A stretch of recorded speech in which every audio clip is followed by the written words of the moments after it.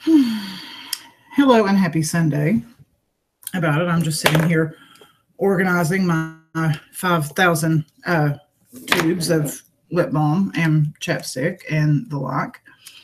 It's the 3rd of December, 2017. And while typically I do my videos on the Facebook Live, I opted to do this one today on here simply because I had a lot of things that I wanted to address, and in the Facebook Live, while fabulous, it's hard for a kid like me who has the attention span issues because people will come into the room and speak, and then I forget my train of thought, and it's just, So I think sometimes it's better for me if I have a lot to say or a lot of things I want to get across, just to go ahead and come in here. But yeah, so I have a few things, and I don't even know if I'm going to get to them all. I get tickled because when you start one of these, it says you can broadcast for up to 8 hours. Honey, I wouldn't want to watch 8 hours of nothing, or even do 8 hours of nothing. But so I've been doing the low carb diet thing because we got some pictures done recently. Our engagement photos we got done. And yeah, we got those bad boys back, and apparently no one sent the memo that I'm really fat. So I decided it was time to reduce. So I've been on this it's been about a week, and I'm down. I started at 319.5 pounds, and I'm now down to, I think the scale said this morning, 313.5. So the big goal is just to lose 100 pounds. And I'm pretty determined to do it simply because I don't know. Number one, I'm fat. Number two, I'm approaching 50 quicker than I would like. And it's taken a toll on me physically, with work and everything else. So I'm pretty committed to it. And, I got to be honest, I have done really, really well. And because I typically don't have a whole lot of willpower. I'll be the first one to tell you. But now this morning I got up and Laura asked what was for breakfast. And I said, well, what would you like? And of course she said pancakes, which I freaking love pancakes. I love them. But I can't have them. But you know what I did? I'll tell you what I did. I fixed her 3 delicious made from scratch pancakes and some sausage. And I just had some sausage. And yeah, and I was okay with that. So that's huge. That's kind of a big deal. And then I went to the Piggly Wiggly, and I was going to get her some snacks, and I asked her specifically what she wanted, and she really couldn't say. And so I bought her a little bit of everything. And granted, of course, it's all things that I cannot have, but I'm okay with that. I'm okay with that. So, and I think it's one of those deals where every day, if, when you stick to what you're supposed to be doing and you stay on track, it's not a live video, babes. It's not a live video. She asked where I was earlier. It is Hangouts. Because you can't do the straight up videos from YouTube anymore. It is a Hangouts on air on YouTube. One of my friends, my friend Bree, had said actually that she said, you never make those videos anymore. So Bree, this one's for you. But anywho, see, and again, y'all can't distract me. Yeah. But anyway, I think when you start to do really, really well, and you kind of build that momentum behind you, then it's a little bit easier to withstand being around stuff. And I think it's a little bit easier to maybe have some self-control and willpower, because you don't want to undo everything that you've done. So, and I promised myself that for the first 2 weeks, I would not cheat at all. And so I haven't even had coffee. Because I don't have any sugar-free creamer, and the coffee is fine, but I can't drink it. I can't drink it black. I just can't. But because I don't have any sugar-free creamer, I can't indulge. And so for the first 2 weeks, I'm doing maybe less than 10 carbs a day. And but I'm doing, I mean, you know, people think low carb and they think, oh my God, you're going to clog your arteries. But there's a lot of vegetables you can eat too that are low carb. And so I'm trying to mix it up and do some healthy stuff in there with it. So it's not just, you know, cheese and eggs and stuff. But yeah, so, because we're getting married in January. And like I said, I don't want, you know, I got those pictures back and they're beautiful. I mean, the photographer did a fantastic job and Laura looks fabulous, but I don't want to look back on wedding pictures and be like, God, I was so fat. Now, granted, I've only got a month. I should have probably done this 6 months ago, but better late than never, obviously. My hair's killing me. I need a haircut. Better late than never. And if I can listen, 20 pounds will go a long way on me. If I can get at least 20 pounds off in this next month, which I don't see a problem with, then I'll feel a lot better about life in general. And then I'll continue on my little merry way of dieting. But, and I used to call them lifestyle change. You know what? Lie. It's a diet. I'm on a freaking diet. So, but I did pretty good. And I got a spaghetti squash today. So I'm going to make that. And I've got a turkey. It's actually still in the sink. So make turkey, big old fat turkey. And yeah, that'll be good. So, you know, Laura and I were sitting in the living room this morning and I've just been really emotional, like more emotional than I normally am. And she said, you know, I don't think I like this time of year. And I said, why? And she said, because it seems like all the bad stuff has happened to you, you know, this time of year. And I got to thinking about it. And, you know, mom died in December. She died yesterday was the anniversary of her death. You know, Alicia died in November, which Daddy just recently passed away. You know, I got some really bad news last week regarding my nephews and my ability to see them. So that kind of, you know, it seems like everything has built up. And, you know, I'm an emotional person anyway. I think anybody who knows me and all knows that I have a tendency to cry a little bit. But where I'm blessed and fortunate is that I do have a lot of wonderful people in my life and a lot of wonderful friends. And quite frankly, were it not for Laura, I don't know. But I feel, you know, while I can sit and feel bad and sad for the things that I have lost, I try to choose to look at what I have gained. And, you know, for the first time in my life that I can recognize fully, I feel safe. Do you know what I mean? I feel like I can be myself. You know, I've said a million times before, honey, I'm a handful. I know it. I will be the first one to tell you. I'm a lot to deal with. And so for the first time in my life, I feel like I don't have to alter that. I don't have to censor that. I don't have to change myself to fit someone else's idea of what I should be or how I should act. And it's mind-boggling, quite frankly, and mind-blowing, but there's also a comfort and a calm that comes with that and comes with knowing that the person with whom you share your life loves you unconditionally. You know, it's not, well, I love you, but only if you don't do that, or if you don't do this, or if you do, you know what I mean? There's none of that. It's just, I love you. Everything about you, your weirdness, your quirkiness, your emotional side, your moody side, you're very strange. I'm a very strange person. And honey, she's right there and loves me right through every single bit of it. And I'm blessed. I mean, I know that not everybody has that. I've not had that, you know, and to have that now at this stage of the game, I can't even express to you what it means to me. And sometimes I feel like I have to pinch myself. Do you know? Because you always hear, well, if it's too good to be true, it often is. And in this case, she really is too good to be true, you know? But she is, you know, there's no but. I mean, she literally just is.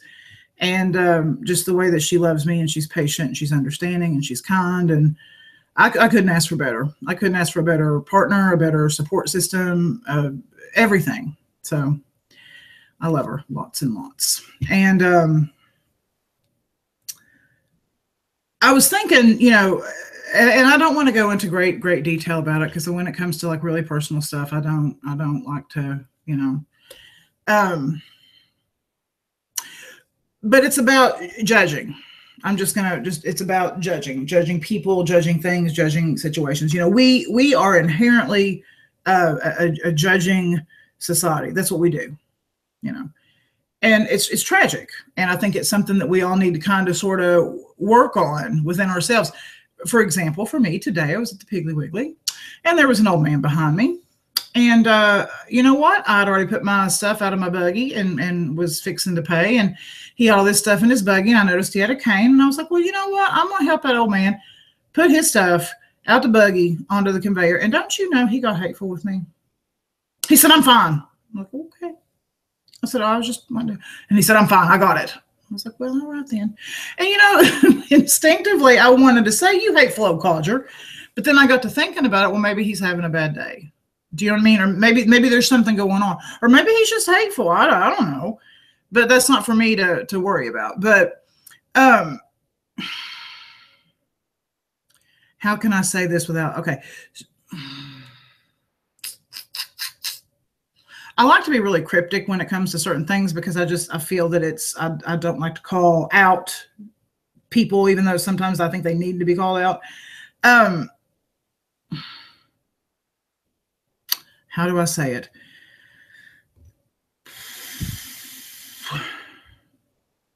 When you judge someone based on all you see in front of you at the time, I think sometimes you're doing yourself and that person a disservice.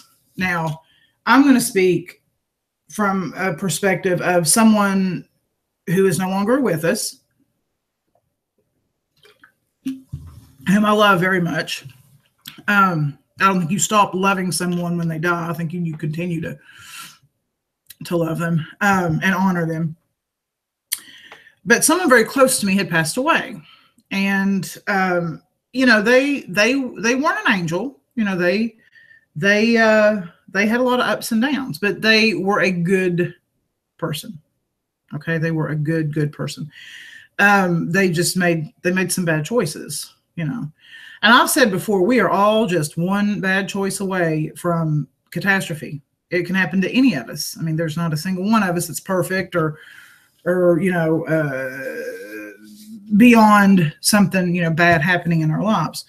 But anyway, so this person had, made some bad choices. And so this other person who was sort of, they kind of like by marriage had to sort of coexist, was always very mean, I guess, and judgmental, and, looking down her nose at this person, because all she ever knew was what she saw in front of her. She didn't know the whole history. She didn't know the whole story. She didn't know how truly wonderful and amazing this person was. All she saw was what was right in front of her. And I think sometimes we do that. And I don't know if it's kind of the same thing if you can't see the forest for the trees. Do you know what I mean? And so I've been grappling with that a lot lately, because not only did this person, the hateful person, feel this way towards the basically good person, they've also kind of turned it towards me now. And apparently my sexuality has come into question in terms of whether or not I'm a suitable influence for my nephews. So, and in a way, I kind of hope she ends up seeing this, because she needs to.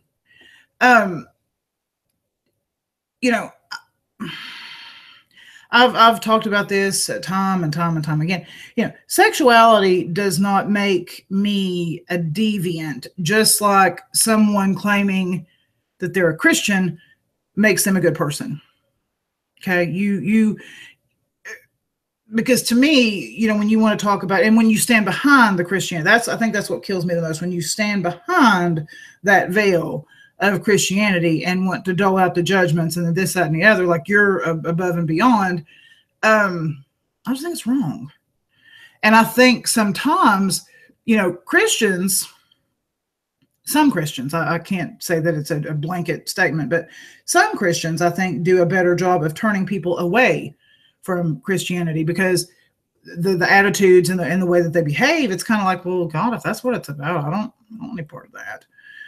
So I think it just irritates me when someone tries to put themselves up on a pedestal and look down upon me because I'm gay. And, I hate to even have to say that because you know what? Straight people don't have to make that distinction. Straight people don't have to go around and say, well, I'm straight. It's just, it infuriates me that it should even have to be discussed. And it infuriates me that someone would automatically assume because I'm gay that I'm not a suitable person or I wouldn't be a good role model or a good, moral figure for a child. And I think when it comes to kids, quite honestly, I'm very protective,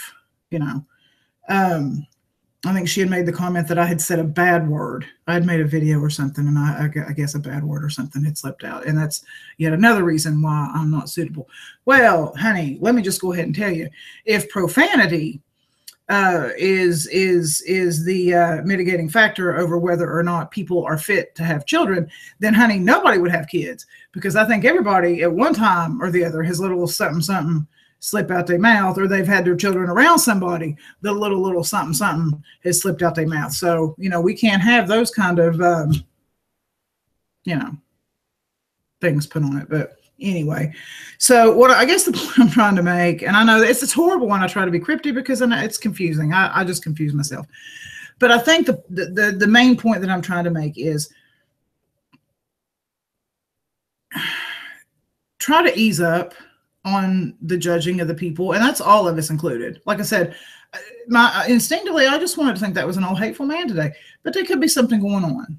Do you know? And I think if more of us took the time to sort of look at people and think, well, okay, well, yeah, they're acting that way, but why? Why are they doing that? Are they hurt? Are they scared? Are they lonely? Are they, because we've all got our little stories. And, how many times have we gone out shopping or doing whatever in a horribly bad mood because something has happened or whatever. And, we've been a bit, snippety or something with somebody, and they've probably thought that we were buttholes, but they don't understand the whole story. And I think it's just one of those things that's just, it's this cycle that just goes around and around and around.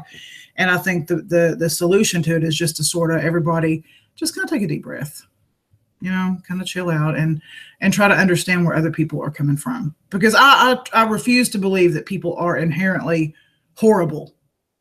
Some are, don't get me wrong, some are, but I choose to believe that people are inherently good, but they sometimes will allow things to alter, they will do that. And so it's something that I have to work on myself is, to not judge people, because I don't like being judged. I don't like it one bit. So, but there's that. I was a little down in the dumps yesterday because it, like I said, it was the anniversary of my mother's death. And it's just, I'm kind of struggling with this whole thing of my dad. It's one thing when you lose one parent. Do you know what I mean? You lose your mom and then you're kind of dealing with that. And it's kind of like, okay. And then you lose the other parent. And then you're kind of like, and all the things that you took for granted, like holidays and birthdays, and I got to call them and do this. And, yesterday, my first thought was to call Dad, because I would always call him on the anniversary of Mom's death to check on him. And I wanted to pick up the phone, and then I thought, you can't do that. And it's just such a hard thing to wrap your head around. And most of the time, I feel like I do pretty good. I feel like I do okay with it. I stay inside my head a lot of the times. And I've been dreaming a lot about my parents, which I think that's how they kind of come around to let you know that they're okay, is they visit you in your dreams and such. And, I've always said that my mother, I see her, to me, she shows up in like when I see stray animals. Do you know what I mean? That's who I think of when I see, because she loved animals so good. And so when I see like a little stray animal, or I see like a bird or something that flies on the banister and lands for a moment, I always think that's my mom. And I know that sounds crazy, but it's comforting to me. So it's just been hard. It's just been hard to deal with, knowing that they're not here, you know. But I do take comfort knowing that they're together now. So that's something, at least, right? You know, losing Alicia was and continues to be something that just, it haunts me. It's just very, very haunting. And, you know, Laura and I had a really long conversation about it the other night. And there's a difference between what you know intellectually and what you feel emotionally. And, you know, from an intellectual standpoint, I know everything that I'm supposed to know, and how I should feel and what I shouldn't feel, and yada, yada, yada, and this, that, and the other. But I think sometimes between the struggle between the mind and the heart, sometimes the heart wins out. And I think this is certainly one of those situations for me that it truly does, you know, win out. So therefore I try not to think too much and too heavy into it, because if I cry, I just cry. And that's sometimes good. I think sometimes that's a cathartic sort of great thing to do, but then I think other times it's just counterproductive, because you just kind of mire down in it, and then it's just not a good place to wind up. So, but what I will tell you is that the people that are in your life and the people that you love, I think it's so very important to voice to them. Don't assume that, well, they know I love them, or, you know what? Yeah, maybe they do, but you never know what tomorrow's going to bring. You never know what today's going to bring. And I think it's really important to love and honor the people that we have in our lives now. I don't think you can ever say, I love you enough. You know, I don't think there's any such thing as, oh, you say that too much. There's no such thing. There's no such thing. I think it's important to live in the moment and not think about, well, yeah, well, I'll catch up with them later, or I'll get them next week, or, you know, because there was times I do that with Dad. Well, I'll call him back tomorrow, or I'll call him, you know, and I don't have any more tomorrows now, you know. So love the people in your life and let them know. Be verbal about it. Tell them all the time. You know, it'll make your heart feel a lot better. It really will. It'll make them feel good too. Who doesn't love to be told that they're loved? I like being told that I'm loved. It makes me real happy. So, well, I've got a turkey in the sink, and I'm going to shove some apples up its butt. And the reason that I'm going to do that is because it makes the turkey really moist and juicy.